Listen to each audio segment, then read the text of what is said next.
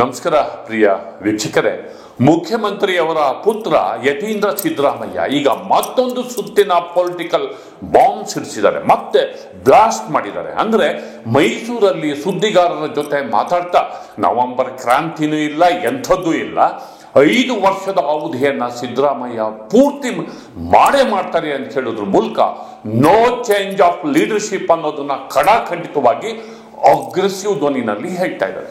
ಈ ಡೆವಲಪ್ಮೆಂಟ್ಸ್ ನೋಡಿದ್ರೆ ಎಲ್ಲೋ ಒಂದ್ ಕಡೆ ಕಾಂಗ್ರೆಸ್ನ ವಿದ್ಯಮಾನಗಳು ಒಂದು ಸ್ಫೋಟಕ ಘಟ್ಟಕ್ಕೆ ತಿರುಗ್ತಾ ಇವೆ.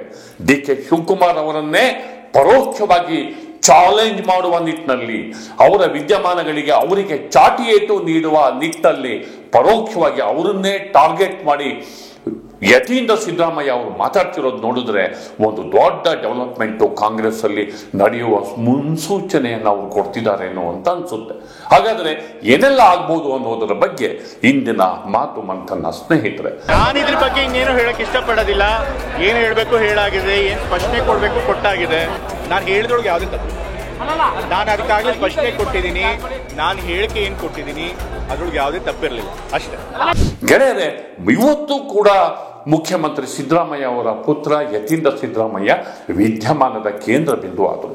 ಮೈಸೂರಲ್ಲಿ ಕಿಕ್ಕಿರಿದು ಸೇರಿದ ಪತ್ರಿಕಾ ಪ್ರತಿನಿಧಿಗಳ ಮುಂದೆ ಪ್ರಶ್ನೆಗಳ ಸುರಿಮಳೆಗೆ ಅವರು ಒಂದು ರೀತಿಯಲ್ಲಿ ಅಗ್ರೆಸಿವ್ ಧ್ವನಿನಲ್ಲಿ ಉತ್ತರವನ್ನು ಕೊಟ್ಟರು.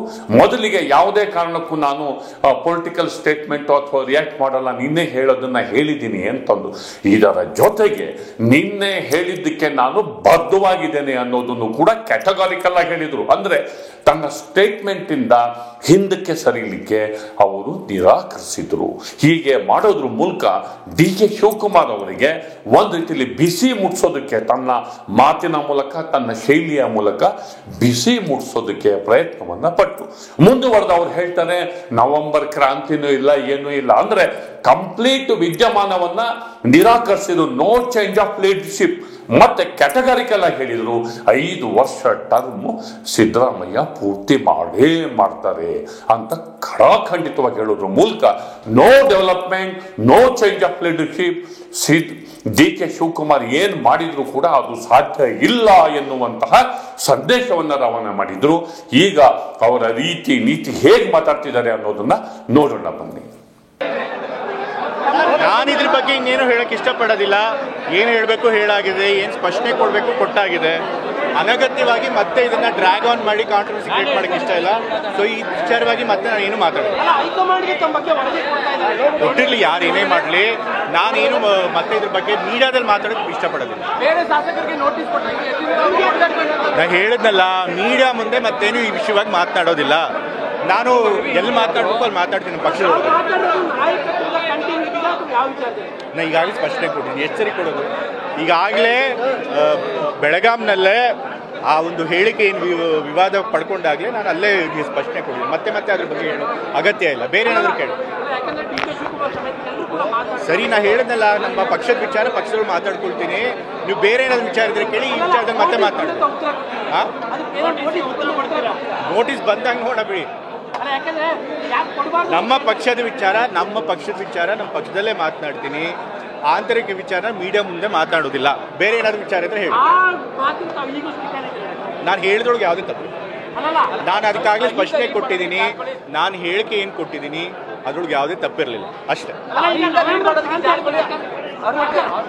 ಅಫ್ಕೋರ್ಸ್ ಎಷ್ಟೊಂದು ನಾಯಕರು ನಮ್ಮ ಪಕ್ಷದಲ್ಲಿ ಆ ಥರದ ಅಹಿಂದ ವರ್ಗದವ್ರನ್ನ ಅಥವಾ ಸಾಮಾಜಿಕ ಬದ್ಧತೆ ಇರುವಂಥ ಲೀಡರ್ಗಳು ಬೇಕಾದಷ್ಟು ಜನ ಇದ್ದಾರೆ. ಸೊ ಅವರೆಲ್ಲ ಲೀಡ್ ಮಾಡೋಕೆ ಅರ್ಹತೆ ಇದೆ.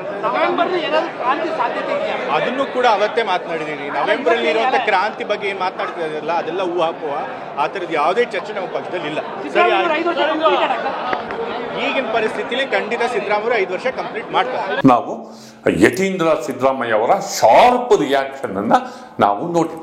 ಆದ್ರೆ ಡಿ.ಕೆ. ಶಿವಕುಮಾರ್ ಅವರು ಮಾತ್ರ ಡೆವಲಪ್ಮೆಂಟ್ಸ್ಗಳ ಬಗ್ಗೆ ಪ್ರತಿಕ್ರಿಯೆ ಅವರು ಕೊಡ್ತಾ ಇಲ್ಲ. ನಾನು ಯಾರಿಗೆ ಹೇಳಬೇಕು ಅವ್ರಿಗೆ ಹೇಳ್ತೀನಿ, ನಾನು ಕಾಮೆಂಟ್ ಮಾಡೋದಿಲ್ಲ ಅಂತ ಅವರು ಕೆಟಗಾರಿಕಲ್ ಆಗಿ ಹೇಳ್ತಿದ್ದಾರೆ. ಎಲ್ಲಿ ಒಂದು ಶಬ್ದ ಕೆಳಗೆ ಬಿದ್ದು ಒಡೆದು ಹೋದರೆ ಅದರ ವಿದ್ಯಮಾನ ಸ್ಫೋಟಕ ಘಟ್ಟಕ್ಕೆ ಹೋಗುತ್ತೋ ಮತ್ತು ಸೂಕ್ಷ್ಮ ಪರಿಸ್ಥಿತಿನಲ್ಲಿ ಕೆಪಿಸಿಸಿ ಅಧ್ಯಕ್ಷರಾಗಿ ನಾನು ಮಾತಾಡಬಹುದು ಎನ್ನುವ ಎಚ್ಚರಿಕೆಯಿಂದ ಡಿ.ಕೆ. ಶಿವಕುಮಾರ್ ಹೋಗ್ತಿದ್ದಾರೆ. ಅವರಿಗೂ ಕೂಡ ಈ ಸ್ಟೇಟ್ಮೆಂಟ್ಸ್ ನುಂಗಲಾರದಂತಹ ತುಪ್ಪ ಆಗ್ತಿದೆ. ಇದು ಒಂದು ರೀತಿಯಲ್ಲಿ ಅವರು ಈ ವಿದ್ಯಮಾನಗಳಿಂದ ಅವರಿಗೂ ಕೂಡ ಸಿಟ್ಟು ಬಂದಿದ್ರು, ಅವರು ಮಾತಾಡೋದಕ್ಕೆ ಹಿಂದೇಟು ಹಾಕ್ತಾ ಇದ್ದಾರೆ. ಇದು ನಮಗೆ ಕೆಟಗಾರಿಕಲ್ಲ ಗೊತ್ತಾಗ್ತಿದೆ. ಇಲ್ಲಿ ಪ್ರಮುಖವಾಗಿ ಕೆಲವು ಪ್ರಶ್ನೆಗಳು, ಯತೀಂದ್ರ ಸಿದ್ದರಾಮಯ್ಯ ಅವರ ಈ ಹೇಳಿಕೆ ಆಕಸ್ಮಿಕ ಅಲ್ಲ, ಡೆಫಿನೆಟ್ಲಿ ಮೇಲ್ನೋಟಕ್ಕೆ ಅನ್ನಿಸ್ತಾ ಇದೆ ಇದು ಲೆಕ್ಕಾಚಾರದ ಹೇಳಿಕೆ. ಇದು ಕೇವಲ ಯತೀಂದ್ರ ಸಿದ್ದರಾಮಯ್ಯ ಅವರ ಸ್ಟೇಟ್ಮೆಂಟ್ ಅಲ್ಲ, ಇಲ್ಲಿ ಸಿದ್ದರಾಮಯ್ಯನವರ ಇಡೀ ಬೆಂಬಲಿಗರೇ ಇದ್ರ ಹಿಂದಿದ್ದು ಒಂದು ದೊಡ್ಡ ವಿದ್ಯಮಾನಕ್ಕೆ ರಂಗವನ್ನ ಸಜ್ಜುಗೊಳಿಸ್ತಿರೋದು, ಸಿದ್ದರಾಮಯ್ಯನವ್ರನ್ನೇ ಅಧಿಕಾರದಲ್ಲಿ ಮುಂದುವರಿಸ್ತಿರೋದು. ಒಂದು ವೇಳೆ ಸಿದ್ದರಾಮಯ್ಯನವರು ಅಧಿಕಾರದಿಂದ ಕೆಳಗಿಳಿಯುವ ಪರಿಸ್ಥಿತಿ ಬಂದರೆ ಆ ಜಾಗಕ್ಕೆ ಡಿ.ಕೆ. ಶಿವಕುಮಾರ್ ಅವರು ಬರ್ದಲೇ ಇರುವ ರೀತಿಯಲ್ಲಿ ಅಲ್ಲಿ ಮತ್ತೊಂದು ಸುತ್ತಿನ ಅಖಾಡವನ್ನ ನಿರ್ಮಿಸುವುದು, ಇಂಥದ್ದೊಂದು ದೊಡ್ಡ ರಾಜಕೀಯ ತಂತ್ರ ಈ ಒಂದು ಸ್ಟೇಟ್ಮೆಂಟ್ ಹಿಂದೆ ನಮಗೆ ಸ್ಪಷ್ಟವಾಗಿ ಗೊತ್ತಾಗ್ತಾ ಇದೆ. ಅದನ್ನ ಯತೀಂದ್ರ ಸಿದ್ದರಾಮಯ್ಯ ಅವರು ಲೀಡ್ ಮಾಡ್ತಿದ್ದಾರೆ. ಹೈಕಮಾಂಡಿನ ವಾರ್ನಿಂಗಿನ ಬಳಿಕವೂ, ಕೆಪಿಸಿಸಿ ಅಧ್ಯಕ್ಷರ ವಾರ್ನಿಂಗಿನ ಬಳಿಕವೂ ಈ ಒಂದು ವಾಕ್ಪ್ರಹಾರ, ಈ ಒಂದು ಚಾಟಿ ಏಟು ಮುಂದುವರೆದಿದೆ ಅನ್ನೋದಿದೆಯಲ್ಲ, ನನ್ನ ಹೇಳಿಕೆಗೆ ಬದ್ಧವಾಗಿರ್ತಾನೆ, ನೋ ಚೇಂಜ್ ಆಫ್ ಲೀಡರ್ಶಿಪ್ ಎನ್ನುವ ಮಾತಿದೆಯಲ್ಲ, ಅದು ಎದುರಾಳಿಗಳಿಗೆ ಒಂದು ಸ್ಪಷ್ಟ ಸಂದೇಶವನ್ನ ರವಾನೆ ಮಾಡಿದ ರೀತಿ ಆಗ್ತಿದೆ. ಅಂದ್ರೆ ಇಲ್ಲಿ ಒಂದು ಅನಿವಾರ್ಯವಾದ ಸಂದರ್ಭ ಸೃಷ್ಟಿಯಾಗಿದೆ. ಹೈಕಮಾಂಡ್ ಮಧ್ಯಪ್ರವೇಶವನ್ನ ಈ ಗುಂಪು ಎಕ್ಸ್ಪೆಕ್ಟ್ ಮಾಡ್ತಿದ್ಯಾ?